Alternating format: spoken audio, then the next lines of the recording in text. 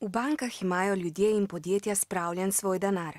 Banke nekaj tega denarja hranijo, velik del pa ga posojajo ljudem, da si z njim na primer kupijo avto, in podjetnikom, da zgradijo tovarno. Podjetja in ljudje, ki so si denar izposodili, ga potem v več obrokih vračajo banki. Vrniti morajo več denarja, kot so si ga sposodili. To so obresti. V času gospodarske krize pa je veliko podjetij propadlo in veliko ljudi izgubilo službo, zato denarja niso več mogli vračati.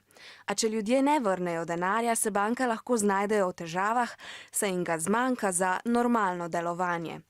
Ali lahko banke še vedno normalno delujejo, so preverili strokovnjaki in opravili tako imenovane stresne teste.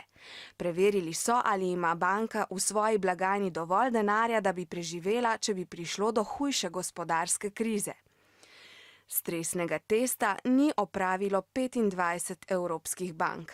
To pomeni, da v primeru gospodarske krize ne bi mogle normalno delovati. Med njimi sta tudi slovenski banki NLB in NKBM. Denar, ki manjka slovenskima bankama, da bi v času krize lahko normalno delovali, bodo po besedah finančnega ministra vzeli iz bančnih dobičkov.